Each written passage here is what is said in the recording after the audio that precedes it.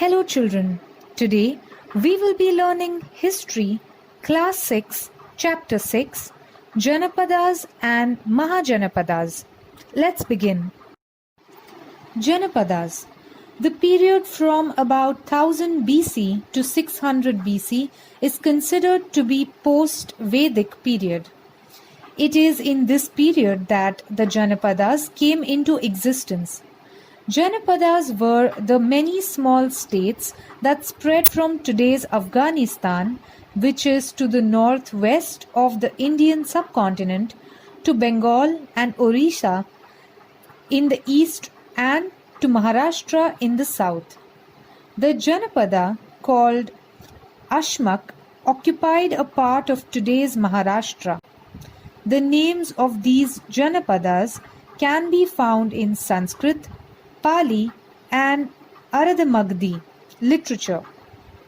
One can also find information about them in the writings of Greek historians.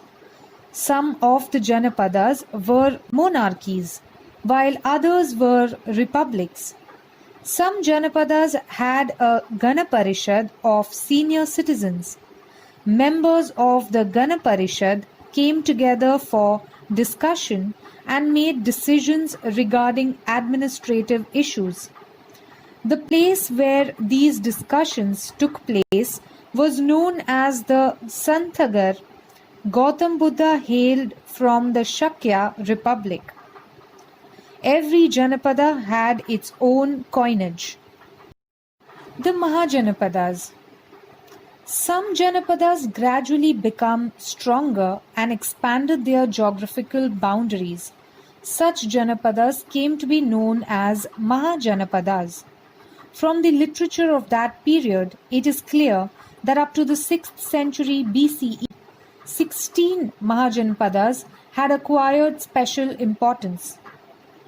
Kosala, Vatsa, Avanti, and Magadha among them became more powerful. Here is a table which has Mahajanapadas, namely Kosala, Vatsa, Avanti and Magadha. Let's look at them point-wise in detail. Kosala. The Kosala Mahajanapada was located in the foothills of the Himalayas in the region of Uttar Pradesh and Nepal. The famous cities of Kosala were Shravasti, Kushavati and Saket. Shravasti was the capital of Kosala. Gautam Buddha had lived in the famous Vihara Jetvan at Shravasti for a long time. The Kosala king Prasenjit was a contemporary of the Buddha and Vardhaman Mahavir. Later the state of Kosala merged with Magadha. The Vatsa. The Mahajanapada Vatsa was located in the region around Prayag, that is Allahabad in Uttar Pradesh.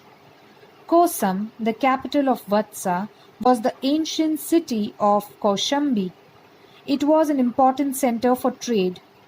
3 extremely rich merchants of Kaushambi had built 3 viharas for Gautam Buddha and his followers. King Udayana was a contemporary of Gautam Buddha. After King Udayana, the state of Vatsa could not maintain its independent existence for long. The king of Avanti Mahajanapada conquered the state. Avanti. The ancient kingdom of Avanti was located in the Malwa region of Madhya Pradesh. Ujjaini or Ujjain was the capital. The city was an important trade center. The king of Avanti, Pradyot, was a contemporary of Gautam Buddha and Vardhaman Mahavir. During the reign of King Nandivardhan, the state of Avanti was merged into the Magadha Empire. Magadha. The ancient Mahajanapada of Magadha was spread through the regions of Gaya, Patna in Bihar and some regions in Bengal. The capital of Magadha was Rajgriha or Rajgir. King Bimbisara's palace was built by the architect Mahagovind. Jivaka, the famous physician, was at the court of Bimbisara. Bimbisara had become a follower of Gautam Buddha. Rise of the Magadha Empire. Ajatashatru, the son of Bimbisara, continued with the policy of expansion of the Magadha Empire. He successfully conquered many republics to the east. The kingdom of Magadha prospered during the reign of Ajatashatru. He had become a follower of Gautam Buddha. After the Mahaparinivarana of Gautam Buddha, it was during his reign that the first Buddhist council or Sangiti was held at Rajgriha. The foundation for the new capital, Pataligram, of Magadha was laid during Ajatashatru's period. Later it became famous as Pataliputra. Pataliputra was probably in the vicinity of today's Patna city. A noteworthy successor of Ajatashatru was the Magadha king Shishunag. He annexed the kingdoms of Avanti, Kosala and Vatsa to Magadha. Nearly the entire region of northern India came under the control of Magadha. That was how the Magadha Empire took shape. The Nanda kings of Magadha.